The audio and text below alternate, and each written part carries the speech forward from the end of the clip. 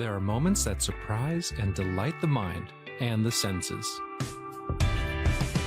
Introducing Sound Art, the world's first truly customizable, concealed, flat panel art speaker system. A revolutionary combination of incredible sound delivered from your most meaningful pictures. When art and technology intersect, there is a seamless blend of creativity and function. Humble air in the streetlight, pulling at the stars in the moonlight.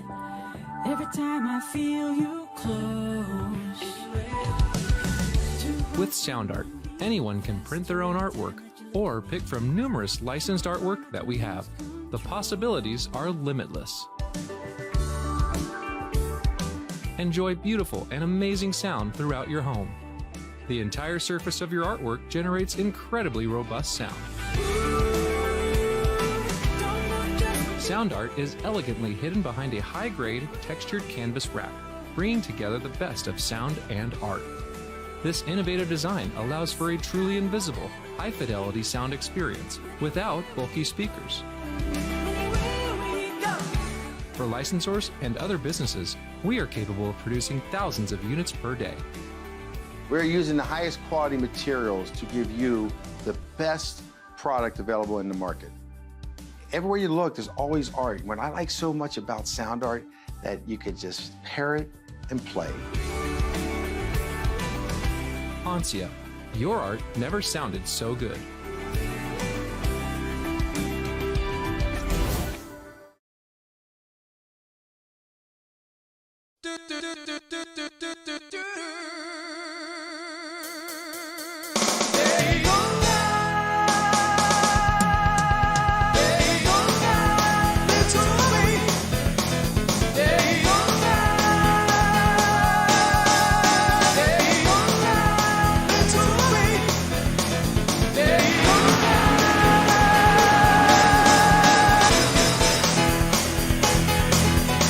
Well, at long last, the day has come, and the On My Screen Racing League Xfinity Series will kick off here at the World Center of Racing. Welcome to the Daytona 150 and the season opener of the OMSRL Xfinity Series, sponsored by Tucson Sound Art and their third season of competition. My name is Ola Mempo. I'll be bringing you all of the coverage tonight from start to finish, flag to flag, as we get set to kick off what should be an absolutely phenomenal season of racing ahead of us. 15 rounds getting set as these drivers will prepare to go head-to-head at one of the world's most famous racing venues at the Daytona International Speedway. This is one of those tracks that is not to be treated lightly.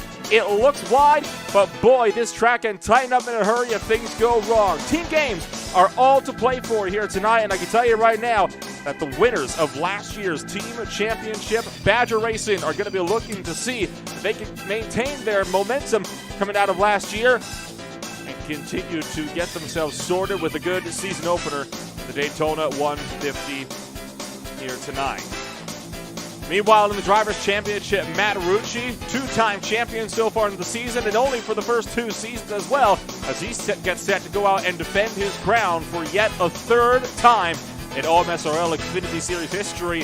So we'll see if Matt Rucci will be able to kick off his season on a high as well. Qualifying is very much underway for the Daytona International Speedway, as one by one, drivers have been starting to cycle their way out around the racetrack. There was Brandon Jenks, who currently has himself one of the better times out there on the day, but of course there have not been all that many prepped for these drivers, and at the moment he is sitting third place on the timing sheets. And that is still a good half a second off from Jonathan T. Baker, who sits at the top of the boards, or at least he did before Frank Flores put himself at the top of the timing board. Shake and Bake Racing looks like they want to come out of tonight swinging, as it looks like they're going to be starting first and third for now. But, of course, all of that can change very, very quickly. A lot of these drivers are going to be ripping that outside lane for the first lap, then diving back low. And sure enough, that strategy will pay off as Brandon Jenks puts himself on provisional pole position. 15 drivers have set times, but there is a total of 29 that have set themselves up to be able to go to race around the Daytona International Speedway here today. Here's a look at Nathaniel Ames, who is currently slinging his way out around the racetrack as well. Nathaniel Ames, of course, one of those drivers who is going to be trying to see if he can't get himself a good season opener. With just a minute and a half left in qualifying, lap times are just above 50 seconds. So obviously these are going to be times that these drivers are going to be wanting to tick off quickly. Matt Rucci has not had a good qualifying run at all. He sits over a minute off of the pole time. So he is no doubt going to be having a bit of a bad time of things if he is going to be starting all that way from down there. A minute 16.37 for Matt Rucci so far. Meanwhile, Nathaniel Ames, just 17 hundredths. Make that, just hundredths of a second off of current provisional pole sitter Michael Kenner. Hunter Thrower was making an effort to try to set his way up towards the top of the timing boards, but that does not happen. He's going to be finding himself all the way down as Nathaniel Ames crosses the line. Where will this put Nathaniel Ames? How about sixth fastest on the boards with the number 28 Chevrolet Camaro? And Nathaniel Ames will now be putting himself up into the top 10. That would start him on the outside of row number 3. Only 17 drivers have set times so far. That is just over half of the field, and it is looking like that is where it is going to stay. Just 20 seconds left in qualifying, and there is much less time left for all these drivers to get a lap in. It would take at least 50 seconds, and nobody is out on the racetrack. So that is how it is going to line up, at least for the drivers that have set times, as we will go racing for 60 laps. There will be a stage break. Of course, all the OMSRL races have had stage breaks. Previously, it's been 2 stage breaks in a race for a total of 3 stages. Tonight, only 2 stages, with that one crucial stage break where the top 10 will score points being put in at lap number 20 for a final 40-lap run. So as we are now going to be getting ourselves sorted for the race, it's time to take a rundown of your starting grid for what tonight's race will look like, as Nathaniel Ames is already trying to get himself lined up on the boards, and we'll be seeing all of these drivers before long, no doubt, having themselves get a great showing out there in this field.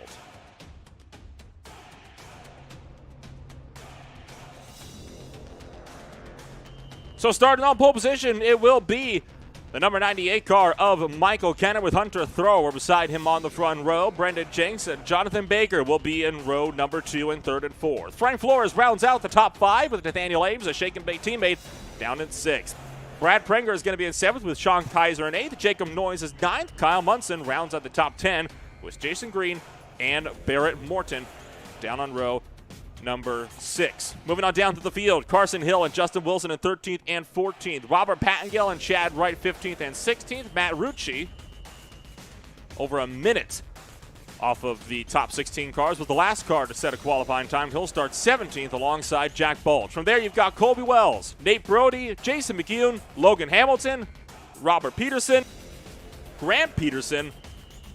And rounding out the field will be Ryan Dingler, Anthony Musatti, Kevin Cordall, John DeMeester, Sean Deal, Cody Harrelson, and Kyle Green will round out the field for a 31-car start for tonight's season opener of the Daytona 150.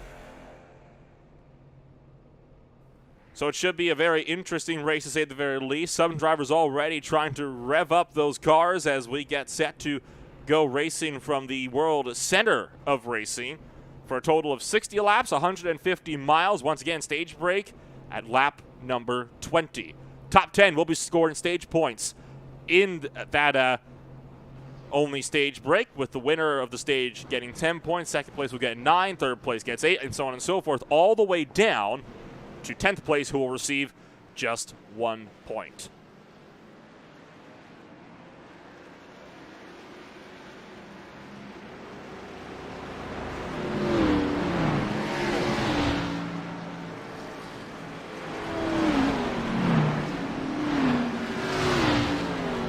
So drivers are getting themselves all sorted, as some cars are still exiting the pit road, but obviously around this 2.5-mile super speedway, you have got more than enough time to get yourself all sorted up at the front of the field and get yourself sorted in the pacing line as well. So this should be no doubt an interesting race. We will be seeing thrills. We might be seeing some major spills as well. Who knows at this point what we'll be seeing throughout the course of tonight's race. But whatever the case, I think every single person is absolutely ready for this. These drivers have been waiting for some time for this season to get started. And a lot of new faces prepare to contend for a potential OMSRL Xfinity Series crown. Matt Rucci once again comes into this race as the two-time champion for the Drivers' Championship. He'll be trying to get this race off on a high and this season off on a high to try to defend his crown for the third time in Xfinity Series history. Badger Racing trying to hang on to the Team Championships crown. So as the pace car exits turn number 4, want to thank all of our viewers for joining us here tonight as the pace car is going to make that sharp left-hand turn down into pit road in the hands of the iRacing starter as they enter the Geico restart zone. Michael Kenner gets this race underway, and we're underway for the third season of the OMSRL Xfinity Series.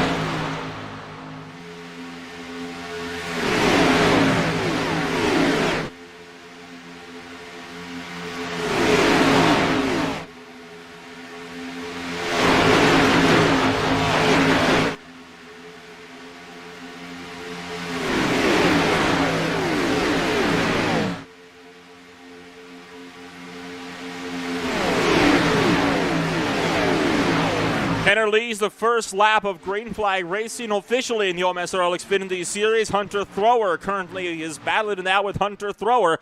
Thrower leading the outside charge at the moment as we blaze our way through turns 1 and 2 for the second time tonight. The top 3 all in a line. Kenner leads from Jenks, from Baker. Flores in the number 3 Chevrolet trying to see if he can't get himself sorted on that inside lane as well. At the moment, 4 cars on the outside. Hunter throws up there with Nathaniel Ames further in behind. Sean Kaiser trying to make something work with, I believe that's going to be Kyle Munson in the number 8 car a little bit further down this field as we continue to tick laps away. Inside line, though, is where you want to be for the time being as Hunter Thrower is going to tuck in right behind that third place driver of Jonathan Baker. And now Ames is going to start to slip a little bit further down the running order. This is not where you want to be, right? You want to be trying to get yourself into that inside lane and in line as fast as possible. At the moment, Nathaniel Ames is the only driver working that outside lane. Robert Pattengill thinks about it further in the background. I think he's got some help with him. The 48 car of Justin Wilson will go with him. So Pattengill and Wilson going to be trying to make something work, but that is right after Nathaniel Ames tucked back in a line. So it looks like it'll be a failed attempt, and that will leave Wilson as the lone charger up on that outside lane as we cycle our way through this race, and this is where it could get mighty, mighty interesting. Wilson is going to tuck himself back into line in his B&H Racing number 48 Chevrolet.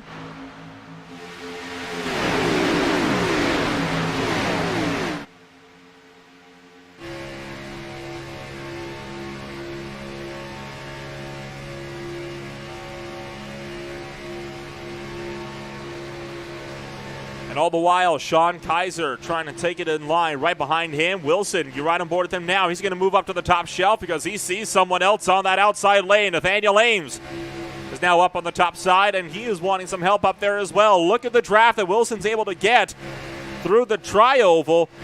Going to be trying to get around one of those TI racing cars down on the inside lane of Barrett Morton, and he will be able to successfully make that work as he's going to try to link up here with that 28 car on the outside lane, but this might be a bit of a gamble seeing as how much speed already Ames has lost.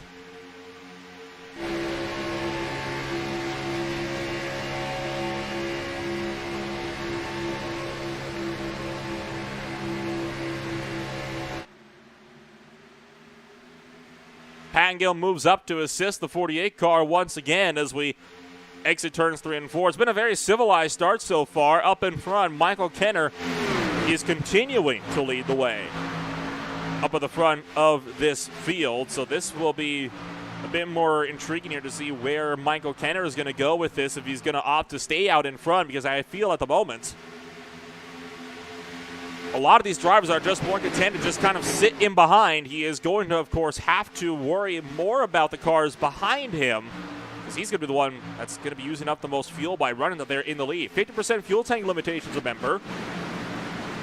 Could even put some guys at risk by the time we get down to the closing laps of stage number 1. 2 drivers have not gone off to a good season so far. Those drivers being the 18 car of Kyle Green, he can see right here, in the Toyota Supra, just running around by himself. Kyle Green started this race from pit road, and Chad Wright was our 31st starter. He did not start this race at all.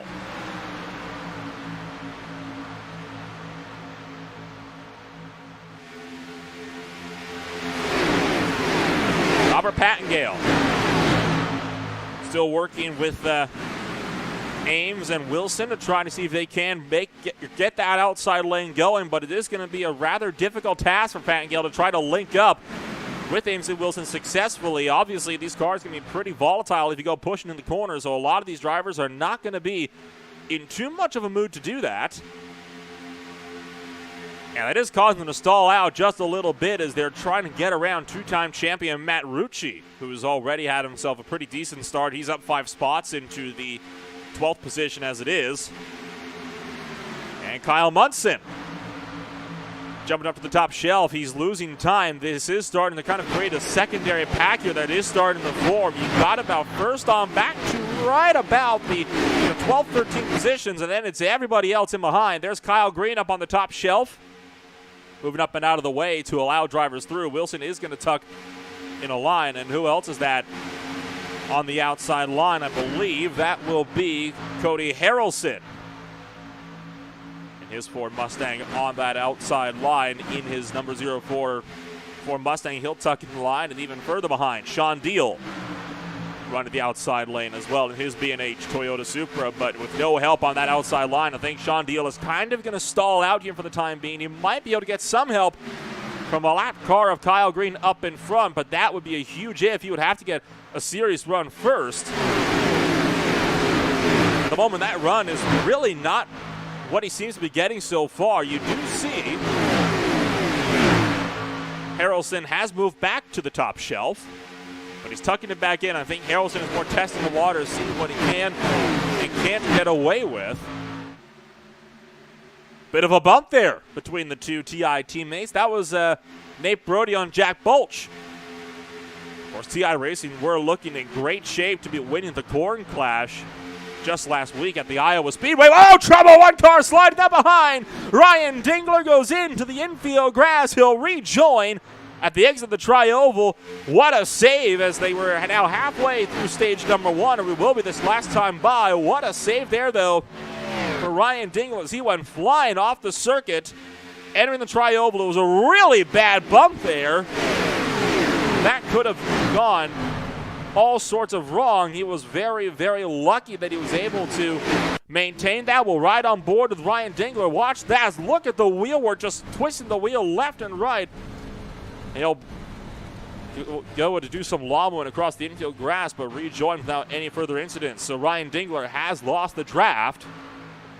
But the good news is he's got a stage caution coming on up here within 10 laps that he'll be able to utilize to get back into the fight.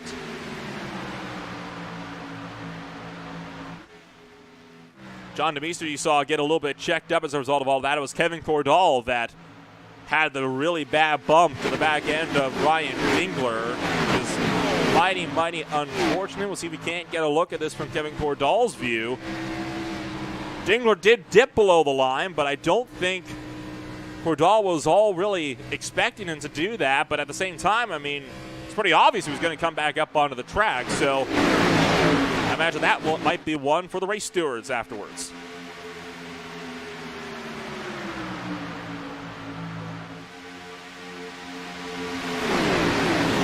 Once again, Ames and Pattengale linking up on that outside lane, trying to make something happen, but the Badger Racing crew of Matt Rucci on the inside line is not having it.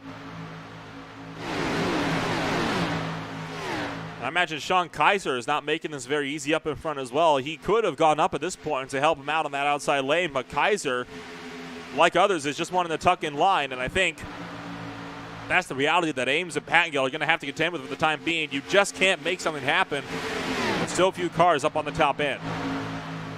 I do believe that they're trying to link up with their Shake and Bake Racing teammate Frank Flores, who is up into a 5th place at the moment in his number 3 Chevrolet, but obviously Flores kind of in a bad spot to try to link up. There's nowhere in front, nowhere behind, and at the moment his teammates can't get to him, so Flores has to kind of balance what everybody else is doing around the racetrack.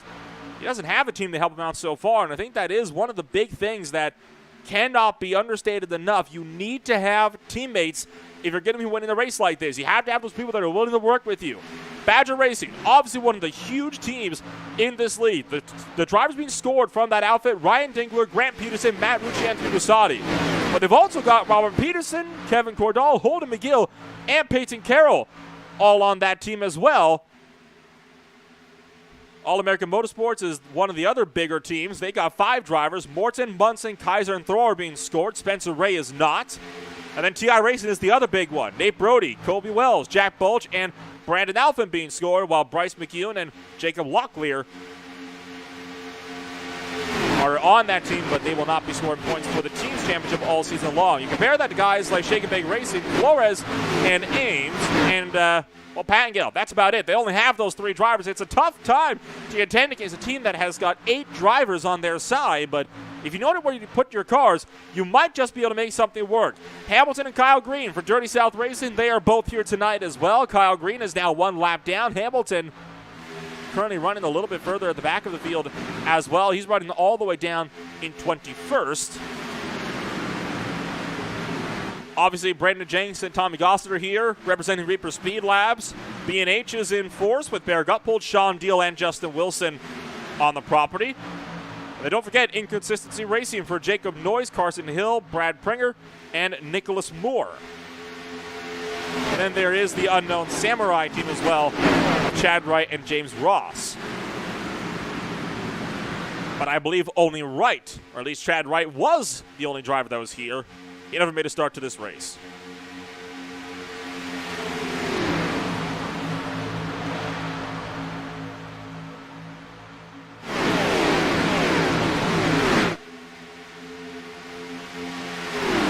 Jenks is continuing to lead this race. There's another outside charge starting to pick up a little bit further towards the back of this field, including Sean Deal, Nate Brody, and Justin Wilson. All 3 of these drivers trying to make something work. 2 of these guys are teammates. Those are the 2 pushing the likes of Cody Harrelson.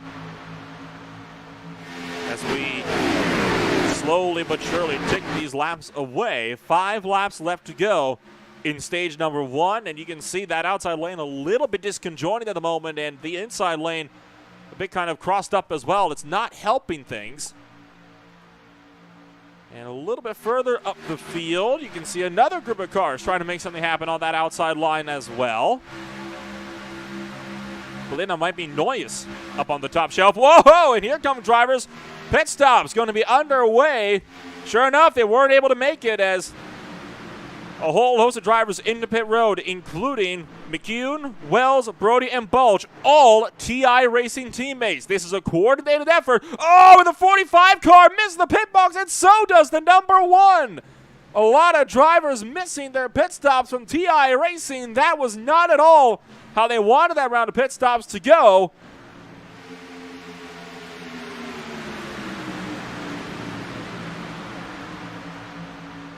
That is tough break there for the likes of half of the TI guys that came on down and pitted. I think it's going to be 2 tires and fuel for a majority of them.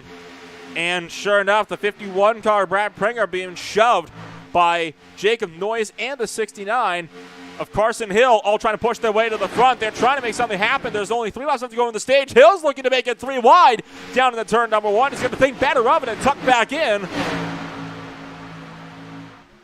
And we're now side by side for the lead for the first time since we got single filed out up here at the front of this thing. Michael Kenner still leads the way at the High Point 98 Ford Mustang, but might not be for very long. And McCune Making a secondary trip down to pit road. I would not be surprised if this was a penalty for some sort. Most likely speeding on entry. Very, very difficult to get these cars slow down to pit road speed. So Jason McKeown out of the fight. And look at the outside line that is formed up now. All of these drivers have realized it is time to go.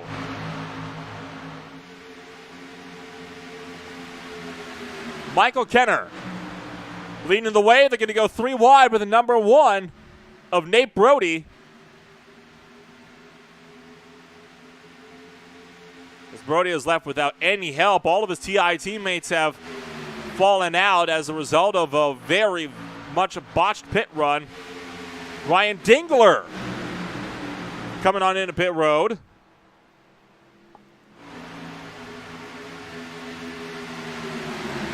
All the while, Kenner still leads the way, but you've got Jonathan Baker trying to give him some help along with the 81 car on the inside line of Brendan Jenks as we start the final lap in stage number 1.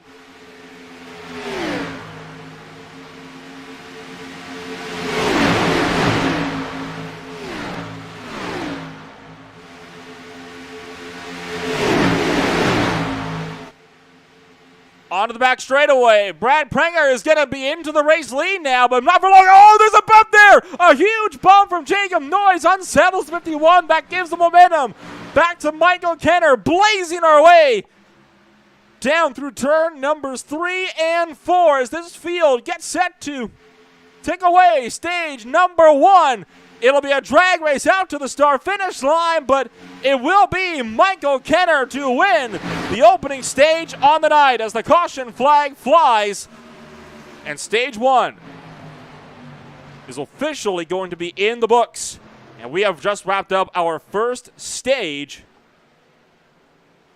in the OMSRL Xfinity Series, sponsored by Tucson Sound Art. Winning the stage, of course, it was Michael Kenner. Then you had Jenks as well, who will take home a solid win. Baker, then Prenger. You, of course, had Jacob Noyes finishing right behind Hunter Thrower. Then it was Hill, Flores, Green, and Morton for the other drivers in this field. We're going to take a quick step away, but we will be back with more from Daytona International Speedway in just a few moments. SoundArt introduces an entirely new way to listen to music in your home. By combining the best of 2 products, a revolutionary high-fidelity, low-profile Bluetooth wireless speaker with beautiful artwork. Select from a library of artwork or upload your own photos to personalize your experience. SoundArt ushers in an era of invisible, beautiful, and amazing sound throughout your home and redefines your entire entertainment system. The need to reclaim your floor space and rid your home of unsightly speaker boxes that need to be bolted to the wall is now a thing of the past. Our canvas is printed on high-quality permalite by Breathing Color. And select from our gallery or upload your own. Standard sizes include 16 by 20 and 18 by 24 canvas wrapped. Custom sizing is available, as well as surround sound options.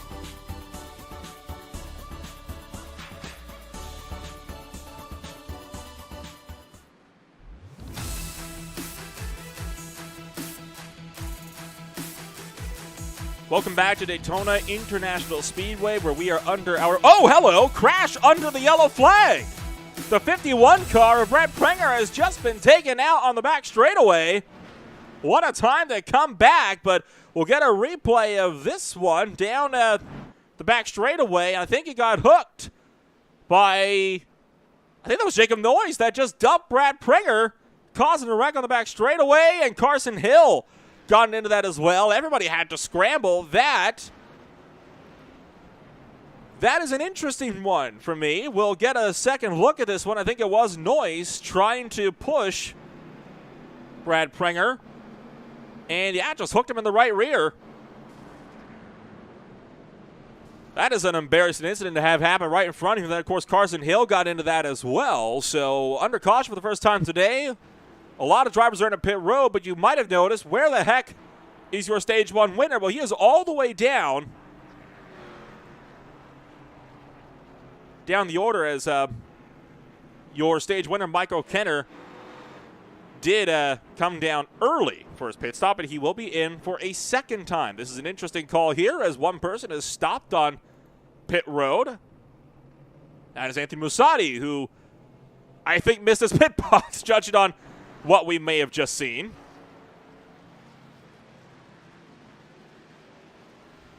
Wow, wow, wow. So a lot of interesting things have just unfolded here at the Daytona International Speedway, and we'll see if we can't potentially get a quick interview here with your Stage 1 winner, Michael Kenner, in just a moment here. We, of course, want to make sure that it'll be a good point to do so, but I think we should more or less be in the clear as at this point Kenner is going to be, I believe, exiting pit road, and he'll actually now be in that 10th place. So we will go in car here with Michael Kenner, and we will see if we cannot potentially dial on up your Stage 1 winner of the night. Michael Kenner, this is Noel Rempel up at the broadcast booth. You got a copy? Yes, I do. Well, how are you doing out there? Winning the first stage must feel good for you. Yeah, it feels great to come in here and kind of set my mark right away. Car's pretty fast. Hopefully we can go and compete for the win right away. Get my first win, my first start. And, of course, not the biggest team for you or yourself down there in the Kenner Baker Racing outfit, but obviously you've clearly shown you can stand up to the big guns like TI Racing. Do you plan to see if that trend will continue throughout the course of the night? Yeah, I think right now mine and Jonathan's plan is just to sit back and let the wrecks happen, stay out of them, and then be there at the end. We got stage points. Well, sounds like a solid plan, and, well, hopefully we'll be seeing you up in victory lane before the end of the night. Thanks for taking the time. Yeah, thank you for interviewing me. That was Michael Kenner for Kenner Baker Racing, winning your first stage on the night.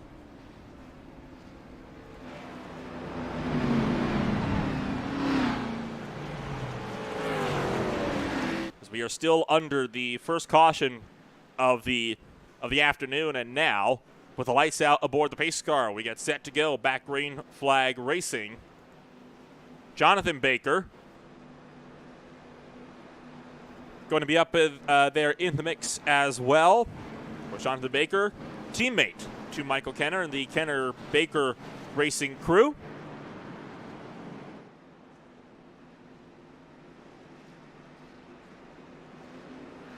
Michael Kenner did pit early, but Jonathan Baker is going to be leading this field back to green flag racing. Now remember, with the new start zone that has been implemented, the initial start is on iRacing, but everything else, once they're in that start zone, is going to be down to the control car, which in this case will be Baker.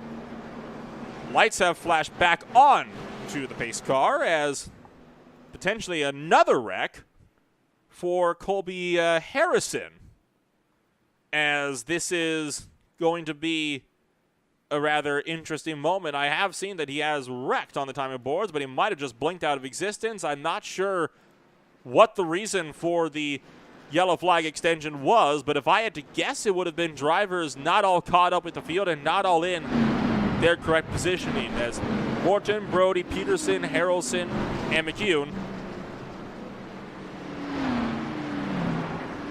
have made repeat trips down to pit road.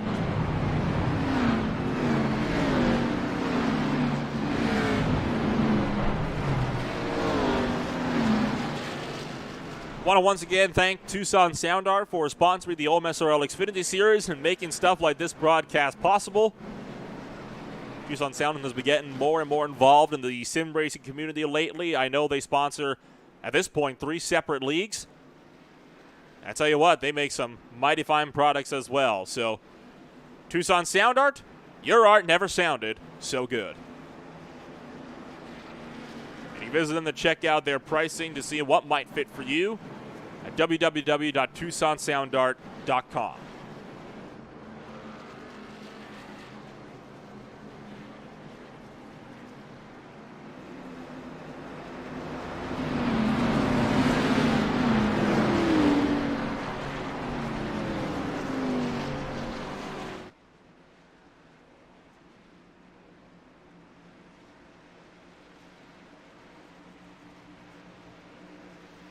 this time it will be a confirmed start. Only 7 rows fully gridded up.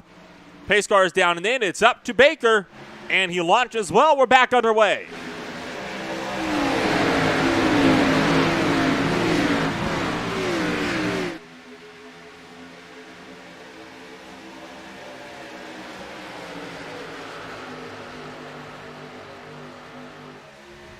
Jonathan Baker still working that inside lane as Frank Flores links up with him right behind, but on the outside line, Jason Green trying to see if he can't get himself sorted and take the race lead away. And it looks like he's going to do just that, being shoved by Hunter Thrower. Broke away for the lead briefly down the back straightaway, but Baker took that one right back into 3 and 4. Already we see a gap starting to form in the field. Got all the way back to the likes of Jacob Noyes in this field. That's about the top 12, and everybody else already starting to slip a little bit further down the order. So something's gone awry on the restarts deeper in the field, but we're 2 wide, 2 rows deep throughout the entirety of this train. Hunter Thrower looking up top. Is he going to try to make it 3 wide around the outside? I would doubt it if he did. And he's going to tuck right back into line with the 17 car blasting down the back straightaway.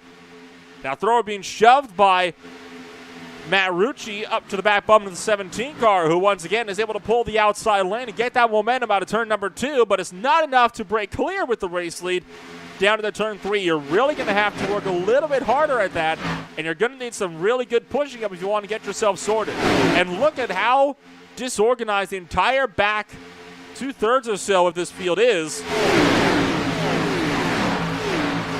Although they are now starting to pull up to the front 2 rows as well. Not everybody is wanting to be as patient anymore, it would seem, as Green still up in front, and that's going to get a bit tight as he tries to pinch in Jonathan Baker to the inside line. All these lines wriggling around. Look at the number 3 of Flores shoving the back end of Baker down the back straightaway. Risky business, especially when you're wriggling around down the straightaway like that. The worst possible situation at a track like this is being hooked in the right rear. Especially if you're in the front 2 rows. At Daytona, the big one is never far away, especially with cars as delicate as these. Sure, they can be and bang in the short track all day long, but at a super speedway, it's only going to take one wrong move to cause complete mayhem on the circuit.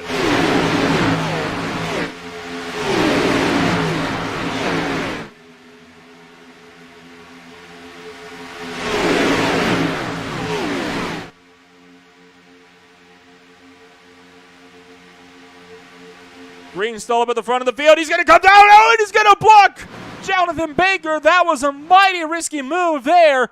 And Green just about managed to fit that 17 car into a hole. So the Logitech Chevrolet is going to be officially leading the race. And he is coming to pit road.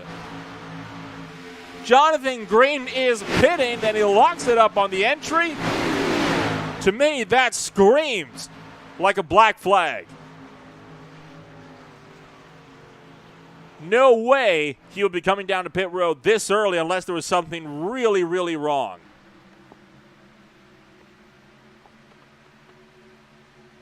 Going to be getting a full change of 4 tires, it would look like, but that is a very long stop for Green as it is, as Hunter Thrower will now inherit the race lead from Baker. Rucci is running the top side with his Badger Racing crew right behind him of Grant Peterson. And Green is still in pit road, so that is going to be an official penalty. But for what? Wouldn't know where to begin.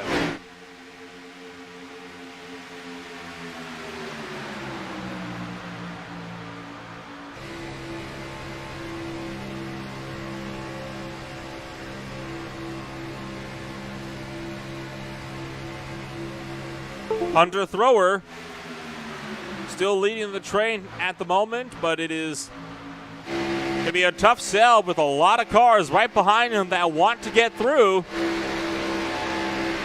including Jonathan Baker right behind him. No doubt is going to be wanting to take his lead back.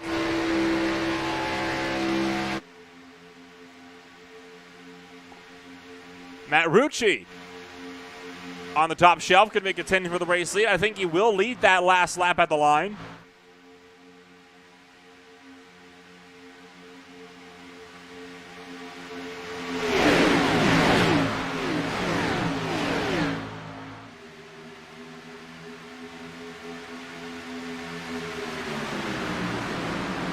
And they once again drag race down that back straightaway.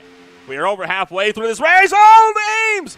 Look out, Nathaniel Ames, as he is going to scramble, trying to re-enter safely into turn number 3, and I think he has just managed to escape the absolute worst. That could have been about as wrong as that could have gone. Nathaniel Ames slow on the racetrack as he somehow is able to hang on to that race car. What on earth happened here? Oh, he was doored by Carson Hill in the 69 car. That sent him sliding down into the infield grass, and he will be able to get back on without further incident, but that could have been a really nasty ride, and it takes a lot of skill to be able to save a race car like that at those speeds.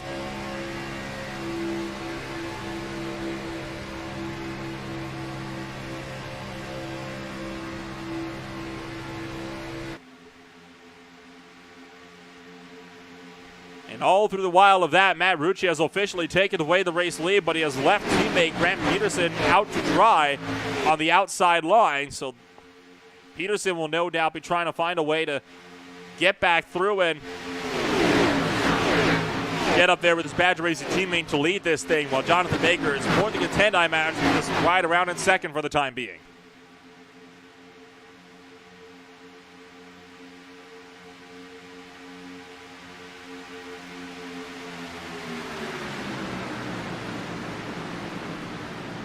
And trouble behind, cars scrambling left, right, and center. Caution flag will fly. A big crash entering turn number 3 as the yellow flag is out. First crash of the afternoon, and Matt Rucci is your race leader. It all went wrong. Entering turn number 3. We'll try to get a look with what happened, and this was on board with Brendan Jenks, who got a face full of the whole incident. But this went wrong somewhere a little bit further up the line, and we'll watch this one enter all the way back from turns 1 and 2. This started around the 5th place, I have a feeling. Carson Hill getting a little bit close there with Kevin Cordall. And it was Peterson that got hooked and into the wall. And that just caused a massive checkup that ended with Justin Wilson being spun around. And how about Robert Pattengale really having a face full of that whole mess, but he somehow managed to get around this one. We'll see if we can jump a little bit further up here, and we'll ride on board with Robert Pattengale as this whole incident starts to kick off in front of him. Cars screaming left and right. Jams on the brakes and just avoids Wilson. Meanwhile, cars in the pit road include Rucci, Baker, Flores, Hill, and more.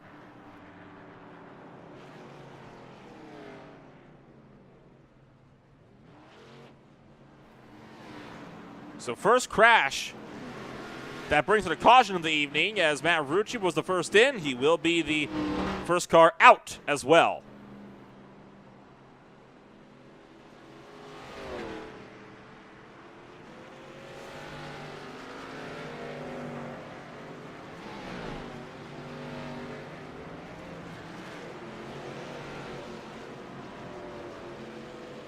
And a lot of cars still in pit road, and they're going to be there for a while because they are going to be having to fix up damage.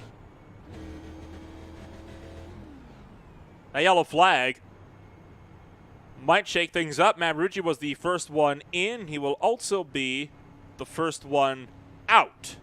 So Matt Rucci is going to be now up at the front of the field as we are once again under the yellow flags, and we will see if we can maybe get a chat with one or two of the other drivers throughout this field so far. And tell you what, I'm more than curious to see what Sean Deal has been up to so far in this race. I mean, he has been one of the drivers that started a little bit further towards the back of this thing, but he now finds himself running up in the 4th place. Sean Deal, this is Dola Rempel up at the booth. You got a copy? How's it going? That's going mighty good. It looks like it's going all well for you down there as well. I'm working my way up front. And you're kind of running around to the back, I noticed, of the good portion of this race. So tell me, how do you find yourself running in the top 5? Well, I pulled the old Denny Hamlin move. Just run at the back and let the race run out, and then work your way up throughout it little by little, and somehow I'm up here in 4th. And, of course, seem to be more leading the charge of the B&H crew at the moment. I notice a lot of them are more towards the back end of the field. Do you reckon that might hamper you in trying to get up to the race lead, or do you think you'll be just riding around for a little bit here? We're going to see what happens. I mean, you can't get too far behind. We are getting down there on laps, but at the same time, you don't want to wreck the car this late in the race. Wise words and no doubt wise motives. Well, thank you for taking the time, Sean, and I'll let you get back down to it. Sounds good. Just want to give a huge shout out to Tucson Sound Art real quick. And you have a good one up there in the booth. That was Sean Deal joining us up here in the broadcast booth. And, of course, Sean Deal, as I mentioned, pulling the old Denny Hamlin. He is now going to be up on the front 2 rows as he continues to work his way throughout this race. Lights are out of the pace car. And as Sean said, want to, of course, thank Tucson Sound Art for everything they do for the OMSRL. Once again, this show would not be possible without them.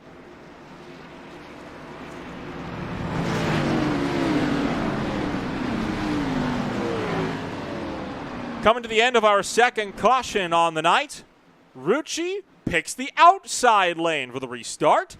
You'll have Anthony Musatti, a Badge Racing teammate, on his inside.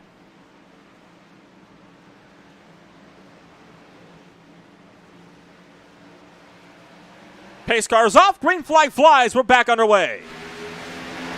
And Rucci is already going to be jumping down in front of Anthony Musatti. He's gotten a really big launch that could be a potential detriment, though, to Rucci if he ends up being put under fire. Don't forget, Logan Hamilton is in 3rd place as well for DSR. So this could end up going a bit haywire, and I think that might have gone a bit more wrong if he weren't up to the front of this thing. One driver dropping down and out of line. I believe that is going to be one of the TI Racing crew, and I think that might...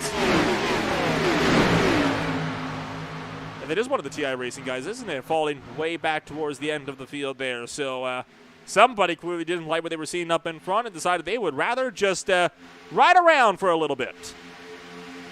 Still Harmon just wanting to take it a little bit easier and try to make sure you are going to be 100% there at the end of this race, as Badger Racing is now clear for the top 2 spots, and you've got Flores right behind as well.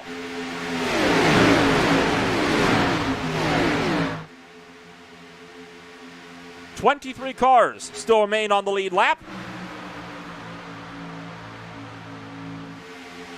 And so far, the only green flag pit stops we've had was all of the TI crew, which came down to pit road with just a few laps to go in stage number 1, but that did not go out so well for them. So far, we've had yellow flags, including the stage, and one big one before we were able to properly get things sorted.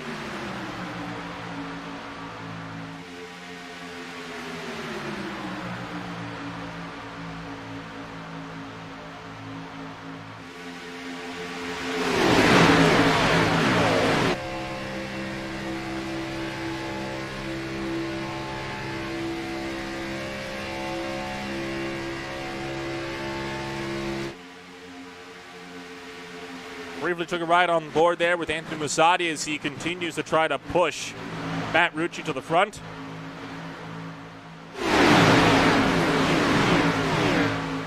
Well, more trying to push him to keep him up in front is, I think, a bit of a better term of phrase to go for.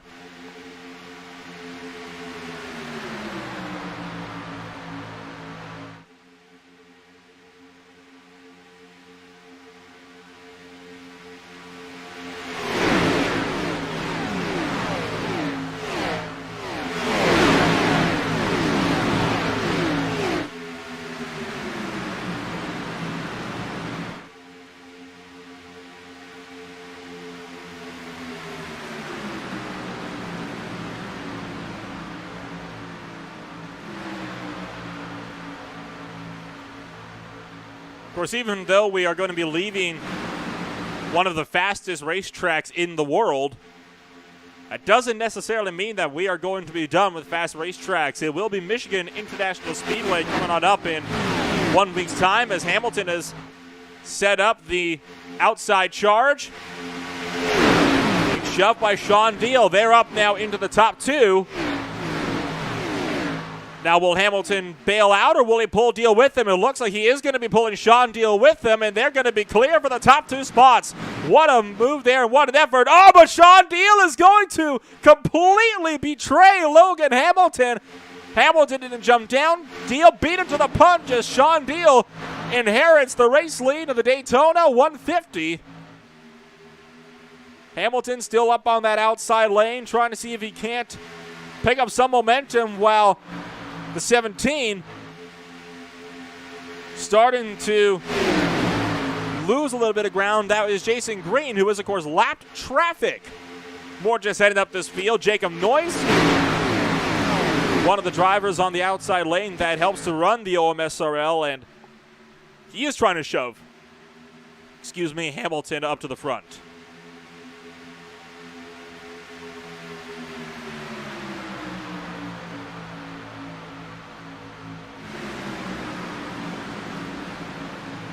And it looks like Hamilton will be able to get up into the race lead, courtesy of Jacob Noyes. We'll see if he will stay up in front, though, or if he's going to be end up falling a little bit further back. And it looks like he will be falling a little bit further back. Ames and Pattengale are both down into the pit road. So pit stops starting to take hold. It is worth noting that you were not able to make it to the end of this race, so the potential was certainly there for green flag pit stops to still be a prominent feature and could factor into the end of this race.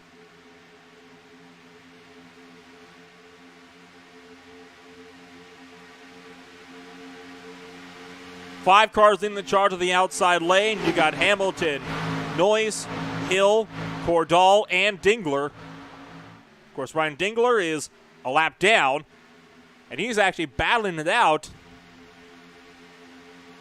I believe, with actually the number 17 car for the Lucky Dog spot.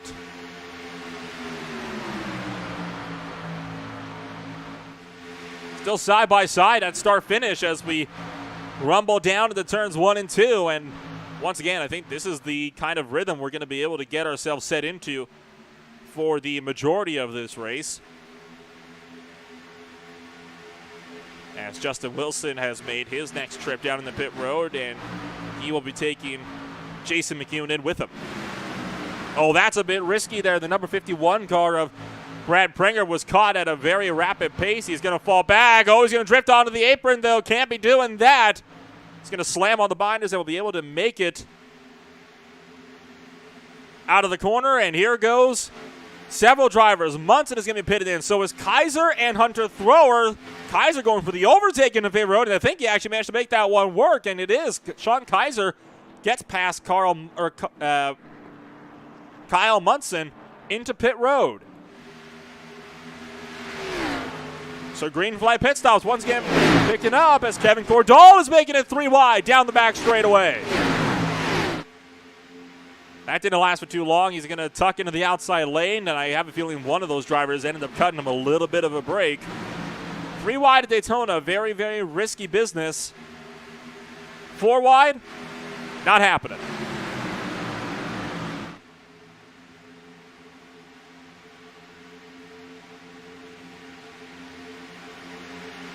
And now Robert Pattengale also being caught. Of course, Pattengale pitted just a little while ago, but now he is going to be going a lap down. He didn't really have a whole lot of drivers coming in with him.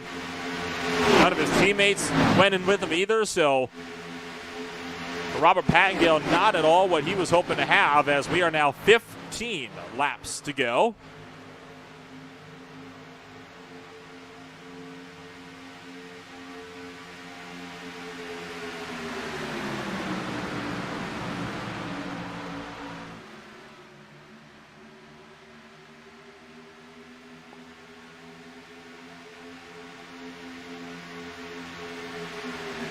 Going to make that now 13 at the line as Sean Deal continues to hang on to the lead, and Here comes T.I. once again, locking it up for the number 23 of Jack Bulge as they slammed on the binders into pit road. He'll be taking Colby Wells and Nate Brody in with him. So once again, T.I. Racing is into pit road, and that leaves Sean Deal and the rest of the field still out there leading this thing. And you imagine that sooner or later all these guys are going to be coming on in too. Some drivers do prefer just to stop a little bit earlier, and I can't say I blame them. It means they don't have to worry about being caught up by crashes. And if there's a caution before they go a lap down, they get to cycle to the front of the field.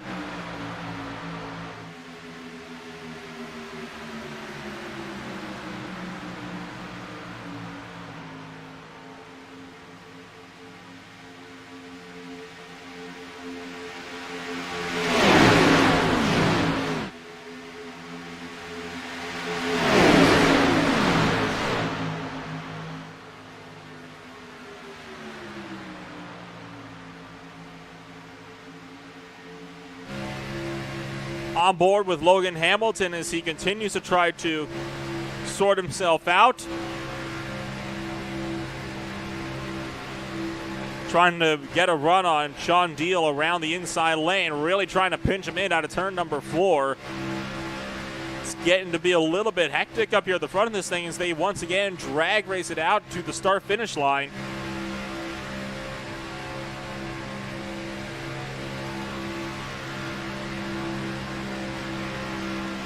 And Hamilton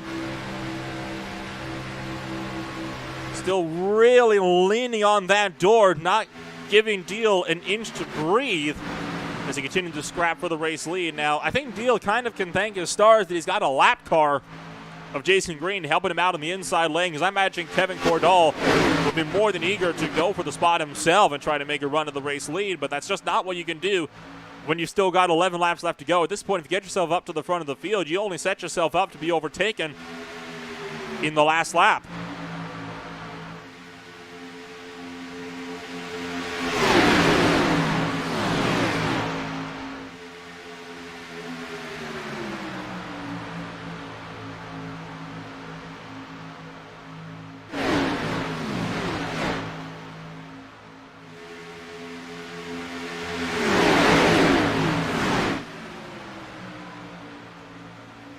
Now that outside lane starting to lose a little bit of steam, Jacob Noyes is really moving around, and I think trying to see if he and Carson Hook can set something up. Whoa, hello, Jason Green making it 3 wide on the inside. That will easily let Logan Hamilton through into the race lead as Deal's now caught in the sucker hole. And Green's going to be pitting in, and as is half the field here, Rucci is in. Cordall, Peterson, Musati, Flores, Peterson, and DeMeester all in a pit road, and one car hits the wall. That was the 17 car. Cordall almost gets wrecked. Wild, wild pit entry here for a lot of drivers. Jacob Noy is now stuck on the outside line.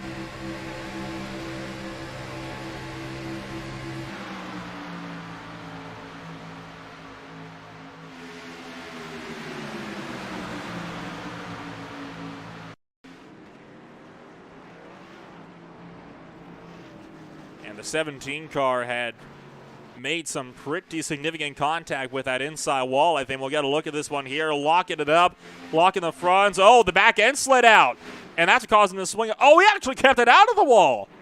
So that was actually a brilliant save there for the number 17 car. And Hamilton is into pit road.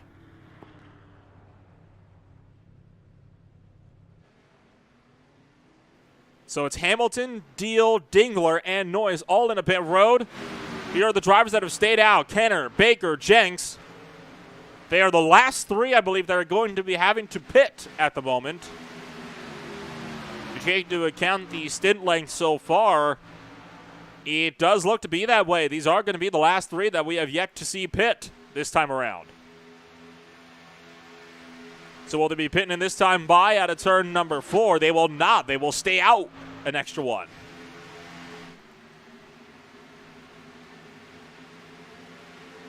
And Carson Hill losing a huge chunk of time. He is all the way back now to 18th place, but he might drop even further as he's just fallen to 19th as well.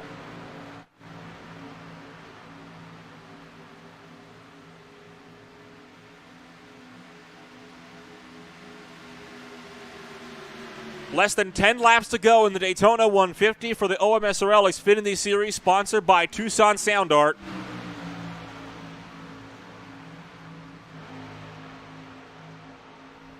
And our second round, and really the first proper round of green flag pit stops finally kicking off. And these three still staying out.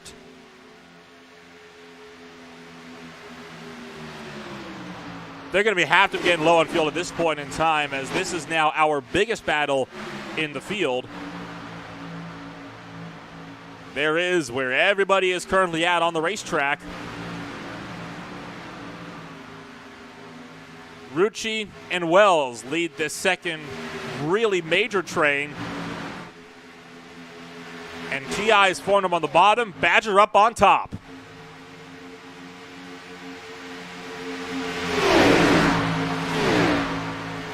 Whoa, Colby Wells getting busted out of line. That's going to let one Badger racing car through. Will it get both through? Looks like it won't. Rucci's going to stay up there to give a hand to Anthony Musatti.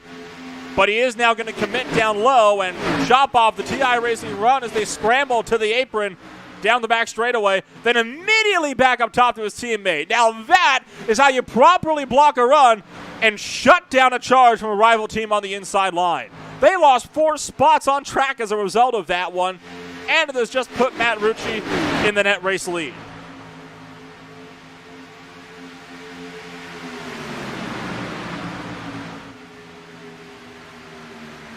It'll be 4 laps to go for this group this next time around, as your top 3 are still not pitted, but they have linked up with some lap traffic, including Pattengale, Ames, along with the 25 car of John DeMeester.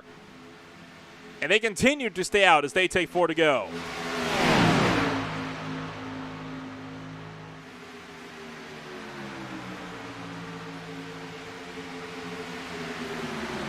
I tell you what, this is really shaking up to be a potential grandstand finish.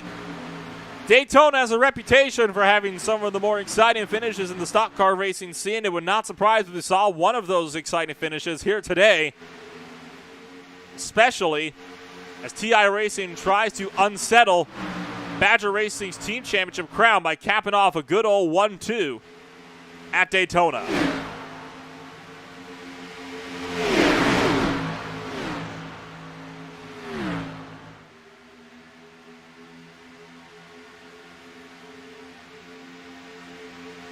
Three to go for race leader Jonathan Baker as they continue to stay out. This time it's Wells to throw the block on Matt Rucci, with Jack Bulch running the outside line. You've now got teammates controlling both lanes. This is a dream situation. You want to control both lines. The guy on the outside can potentially check up the guys on the inside, but that could create some havoc, especially as we get down to 2 to go this next time by. Rucci's trying for the middle line. He abandons Wells on the bottom, and it's going to be 3 wide for the net race lead. Look out as Bulch scrambles. He'll have to avoid Sean Kaiser. And they have just managed to get around that, as once again battling it out for the race lead. 2 laps to go for your top 3. And, well, I thought that they might be able to make it. I was wrong at Iowa. I may very well be wrong again, but I'd be stunned if Baker, Kenner, and Jenks would be able to make it to the end. Wouldn't that be an upset? And remember, when we talked to Michael Kenner under the stage break, they were happy that they got the stage, and they were thinking, wouldn't it be special if they won a race in their first ever racing this is a competition, the OMSRL? Well, that very well happened. Watch out for lap traffic. This is going to cause problems from the bottom lane. Overhead as it's 3 wide. One car onto the apron. Look at Wells. Absolutely kamikaze move up the inside of our Dingler. They're wrecking to the outside wall. Wilson's going around. Masati's going around. But the white flag's been taken. There's not going to be a yellow flag as they crash in turn number 1. Turn 3 wreck, and Michael Kenner is up there in 3rd and 4th while Baker's out of fuel. Jonathan Baker's just run out of fuel.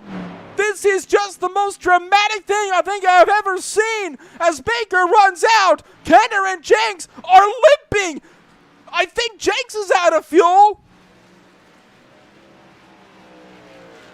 And I think Kenner's out of fuel as well. They couldn't make it. They couldn't make it. Kenner's out of fuel. The car is sputtering. Here comes the 3rd place driver, Jack Balch. Does he have the speed to get around 3 and 4 fast enough? As Michael Kenner out of fuel, coming around 3 and 4. You are so close. And the High Point Mustang will do it. Fuel mileage racing gives Michael Kenner his first win in OMSRL competition. And he runs out of fuel. You have got to be kidding me. How on earth has that happened? A dramatic moment and a dramatic win for Michael Kenner as he takes the win on fuel mileage. You wouldn't think it would be possible, but it is. And Jonathan Baker coasts to a stop in turn 3.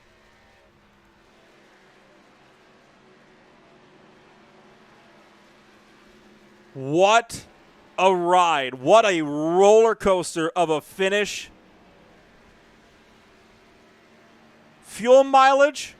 Who would have thought a plate track race would end on fuel mileage? And they had just made it to the white flag when that crash happened on the final lap. That is unbelievable. We'll get a look at your official post-race results, as it is going to be Michael Kenner out of fuel out of turn 4, winning the race in his first ever OMSRL start, with Colby Wells taking home 2nd. Rucci is 3rd. Brody was 4th. Sean Deal gets an impressive top 5. Sean Kaiser is 6th with Jack Bulch in 7th. Cordall was 8th. Jacob Noyes was in 9th with Brandon Jensen 10th. Kyle Munson was 11th with Logan Hamilton in 12th. Robert Peterson was 13th. Baron Morton was 14th. Graham Peterson was 15th. Busati was 16th. Pattingill 17th. And Carson Hill was in 18th place. From there you have Frank Flores, Hunter Thrower, Jonathan Baker, Jason Green, Justin Wilson, Kyle Green, Nathaniel Ames, John DeMeester, Jason McCune, Ryan Dingler, Brad Prengler, Cody Harrelson, and Chad Wright never made it to the track. I am absolutely speechless on that win by Michael Kenner. I never would have thought that of all things, would be how this race would go down. Holy cow. What a roller coaster ride for Michael Kenner. We will try to see if we can't get a hold of your race winner. And Mr. Kenner, I am at a loss for words. Never thought this race would come down to fuel mileage. But what was your thoughts as that car sputtered down the backstretch? Well, coming to the backstretch, I thought laps before then, I thought I wasn't going to be able to beat him to the line. I knew once it came to 3 to go, I was just going for it, trying to get the best finish I could. And I was hoping I'd be able to hold on, but I definitely didn't think it would come down to fuel strategy, nor did I think I'd be able to win the race off of fuel strategy. I thought I was for sure going to get beat at the line. I thought it was going to be a photo finish. I mean, I don't think that could have ended in any more of a dramatic fashion than it did. And I mean, you were talking to us under the stage break about how you were wanting to win your first ever race in your first ever start with the OMSRL. Well, that goal has been accomplished in a nerve-wracking way. And do you reckon this could be a potential start of a title bid for you and your team? I sure hope so. I know Matt's a really tough guy to beat. He's going to be a guy that I'm going to have to battle week in and week out. He's always going to be up there racing in the front. Hopefully we can battle it out and I could beat him. And hopefully eventually be champion. And on that note, what's your thoughts coming over into Michigan International Speedway in 1 week? Well, now that I got the win, I'm just going for stage points. I'm going to try and get some more wins under my belt.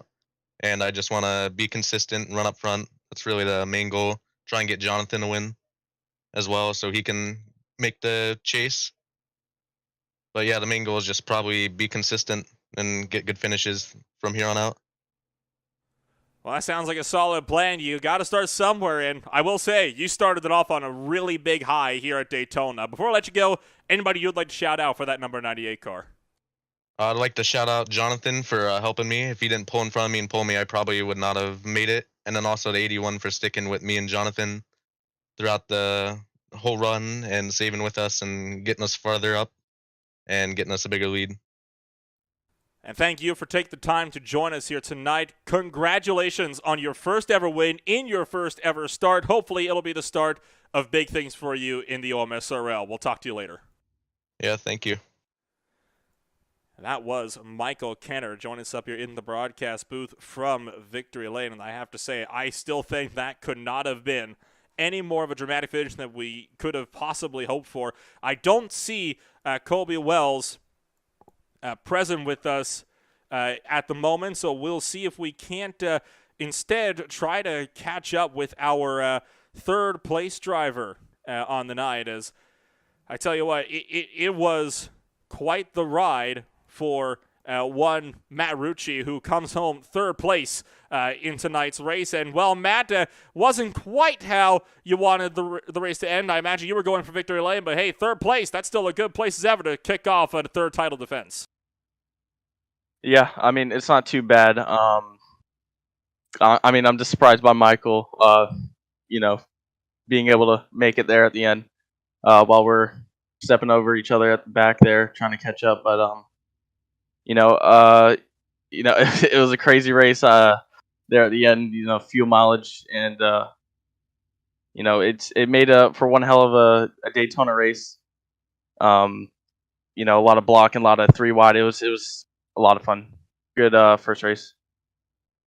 And overall for you, how would you think this race went? Because overall you were out there at the front, but the other teams certainly were trying to give you and Badger a run for your money out there. Yeah, I mean, at the beginning, we our plan was just save fuel, make it to the first stage. Then second stage, we just decided just to go for it.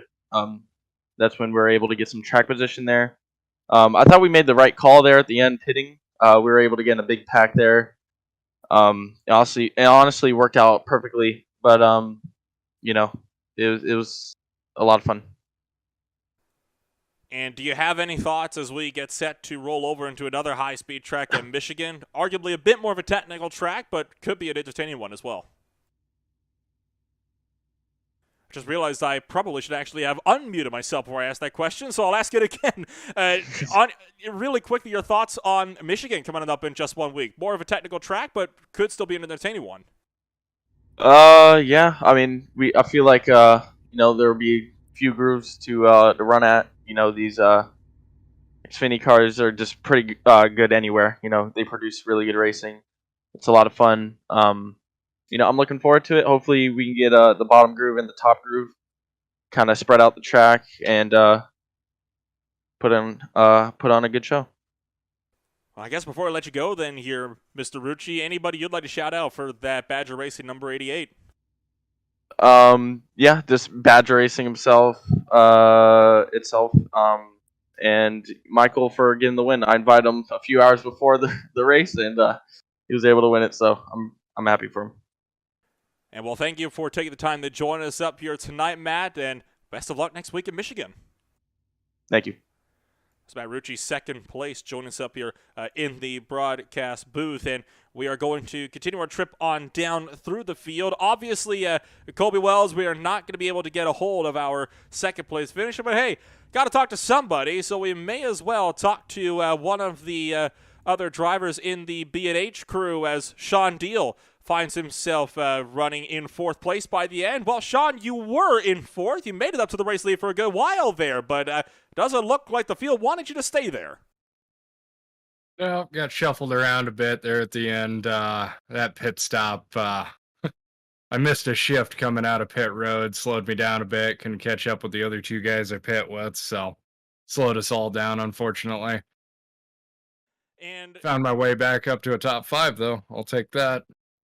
Oh, yeah, absolutely. I mean, hey, top 5 at a super speedway like this, it's certainly better than nothing, and it could have gone a lot worse like it did for some of the other drivers that were tripping all over themselves in 3 and 4.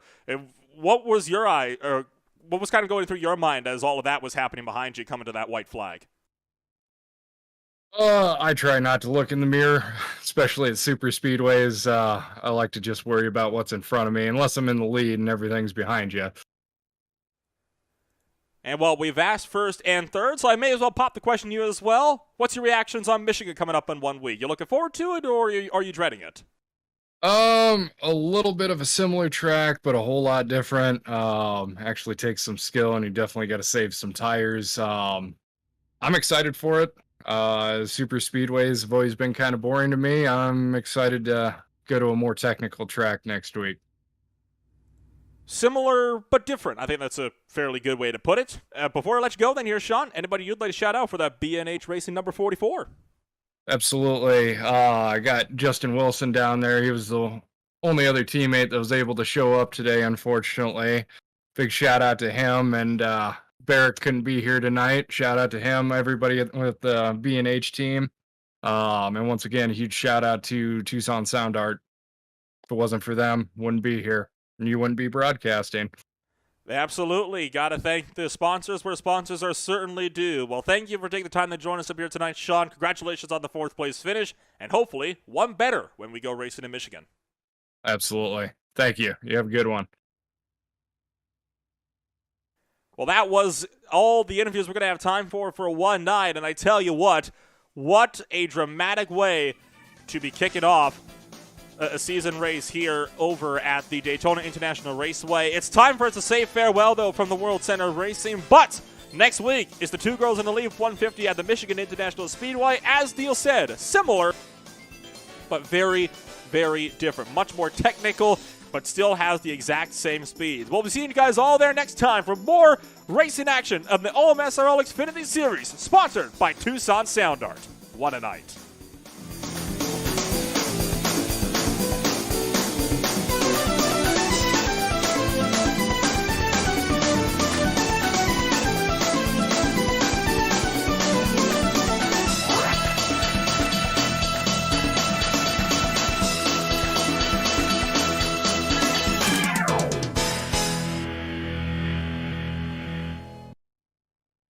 There are moments that surprise and delight the mind and the senses. Introducing Sound Art, the world's first truly customizable, concealed, flat panel art speaker system.